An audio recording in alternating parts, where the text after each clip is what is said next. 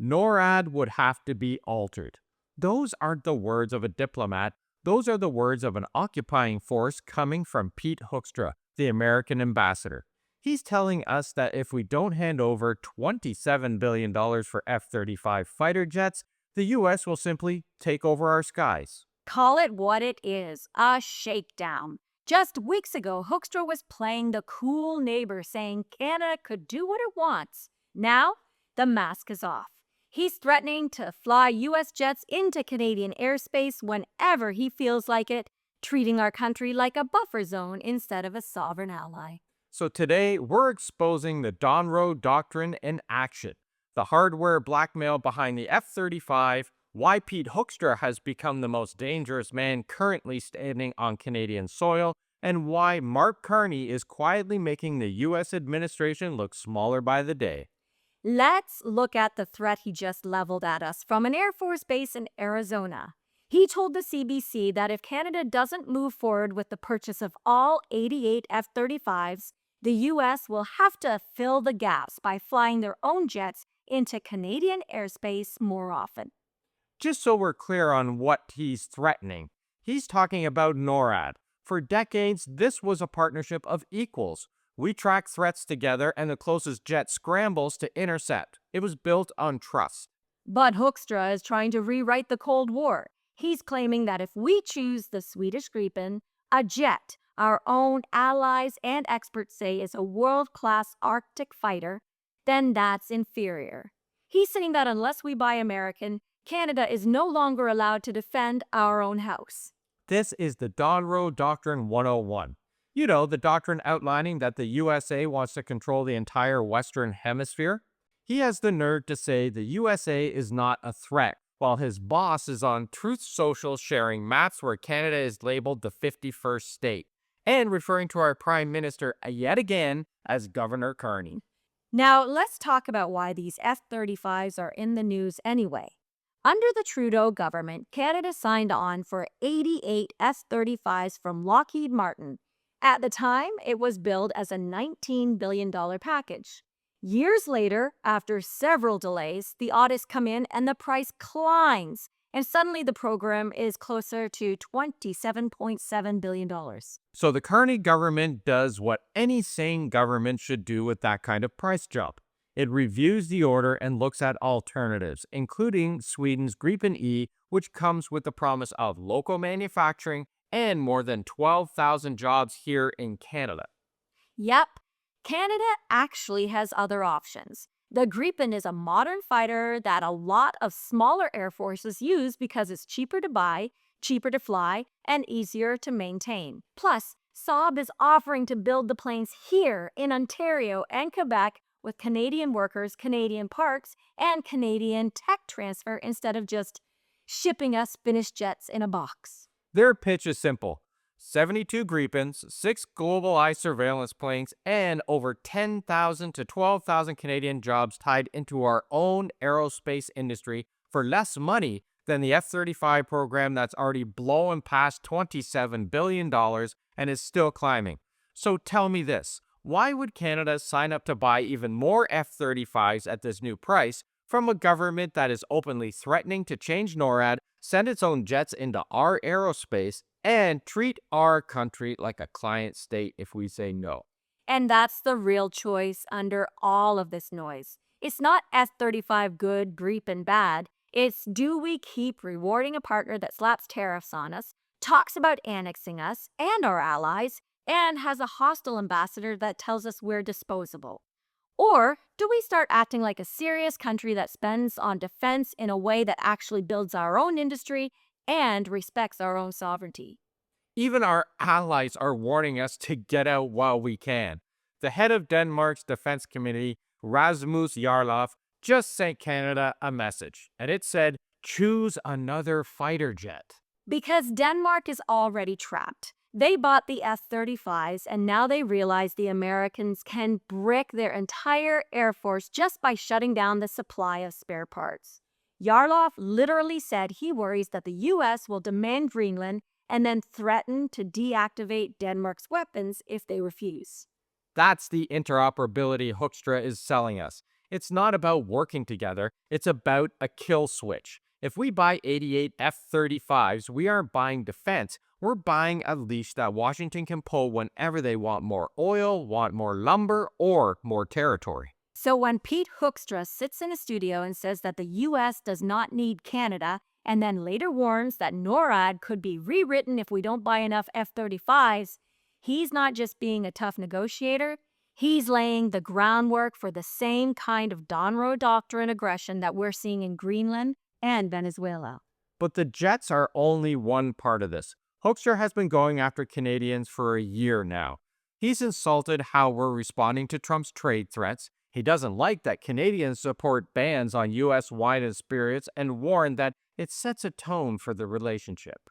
Then we get into China, and suddenly the ambassador who keeps repeating that Canada is a sovereign country until Canada wants to trade with someone else. The second we do business with China in a way that they don't like, suddenly it's a problem, and Trump yells, "China is taking over Canada."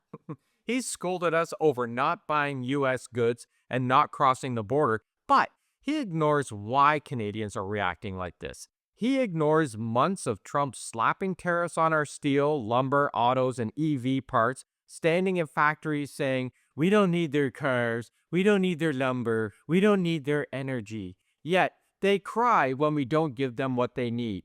When they threaten us, we did the one thing we could control. We cut them off. We stopped buying, stopped traveling, and pulled U.S. booze off the shelves. Their double standards are astounding. When Washington turns on the screws, it's just business. When Canada pushes back, suddenly we're the problem. He also talked about something every traveler understands instantly: airport pre-clearance. He notes that Canadian premiers have been bragging about reducing their air traffic to the U.S. by more than 20%.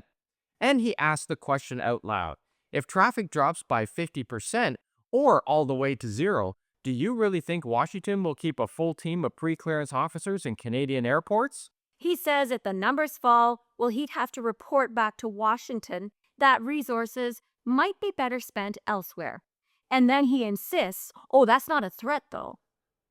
Of course it's a threat, Pete. Everyone understands what's being implied. Hoekstra is doing the same thing with security, customs, and trade. Everything is leverage, and everything can be pulled if Canada doesn't behave. And you know what? If the subtext is keep buying our stuff or we will pull our officers, well, fine. We're not begging for more armed U.S. agents on Canadian soil. We've all seen what happens when American enforcement goes off the rails around the border. Yep, this is the same federal enforcement machine whose agents just shot and killed Renee Nicole Good and Alex Preddy in Minneapolis within weeks of each other. Both were American citizens, one a mother, one an ICU nurse, killed by DHS personnel on the streets of an American city. And that's on top of daily footage of protesters being tear-gassed, slammed to the pavement, dragged away, and people dying in custody while documented abuse cases pile up. If this is the message from Pete Hoekstra, buy what we tell you or we pull those agents, well, good. Keep them out of our airports. This is what a fallen superpower looks like, not in terms of GDP or tanks or aircraft carriers, but in terms of mindset. A healthy democracy doesn't need to talk to its closest neighbor like this. A confident country doesn't threaten to rewrite a defense pact or pull officers out of airports because its citizens got offended over tariffs and decided to stop buying your whiskey. But this isn't a healthy democracy, right? Trump has already shown he's happy to use the U.S. military to seize oil in Venezuela, dangle Greenland like real estate, and treat NATO as a protection service that only applies to countries he personally likes. Pete Hoekstra is simply applying that same worldview to Canada. Security, trade, migration, everything is a pressure point. So what do we do with all of this? Well, we don't panic, but we have to pay attention. We recognize that when Pete Hoekstra says, no, we do not need Canada, that's not just one rude line on the radio. It's a clue about how the U.S. intends to approach the upcoming Kuzma review, our fighter jet purchases, our border policies, and our relationship with China. And Here's the part that Trump and Hoekstra really hate. Canada finally has a prime minister who isn't buying the act. While Trump is busy calling him Governor Carney and sending his ambassador around to test how far they can push us, Carney is doing the one thing bullies can't stand. He's ignoring the name calling and just changing the math. Take Davos, for example. On the same stage where Prime Minister Mark Carney laid out a plan for middle power countries to push back, Trump told him, Canada lives because of the United States. Remember that, Mark. But that didn't stop at the border. He also insulted the entire NATO alliance, brushing off the sacrifices of allies who fought and died in Afghanistan after 9/11. It was disgusting. And then reporters tried to drag him into the drama. They asked about the Canada Lives line, and Carney's answer was basically, I'm not going to chase every insult. In this job, you get called a lot of things. Then he pivoted straight back to what actually matters to Canadians. He spelled it out that Canada saw the change in the U.S. trade policy early. We started controlling what we needed to control at home and diversifying abroad. 12 new trade and security agreements in 6 months across 4 continents. New partners like China and India. More doors for Canada to walk through so we are less dependent on an unstable United States. And that feeds straight into the F-35 mess that Hoekstra is waving around. By reviewing this deal, Carney is doing more than just saving money. He's calling Washington's bluff. He's refusing to let the exploding price tag and an ambassador's threats dictate our national defense. Exactly. Why would we reward a country that's slapping us with tariffs and telling us we're disposable? Sweden is offering us a partnership. Washington, they're offering us a shakedown. And that's what real strength looks like. While Washington shouts and tries to use our own aerospace as a weapon, Ottawa is quietly lining up new partners and making it clear. Canada will defend North America, but we're not going to be bullied into a bad deal. Ultimately, this isn't just about jets or airports. It's about the fine print in the Don Roe Doctrine. They're telling us that we're sovereign, but only as long as we never inconvenience American business. And we recognize that Donald Trump is a direct danger to democracy, in his own country first, and then in every country that gets in the way of his ego or his fantasies about territory.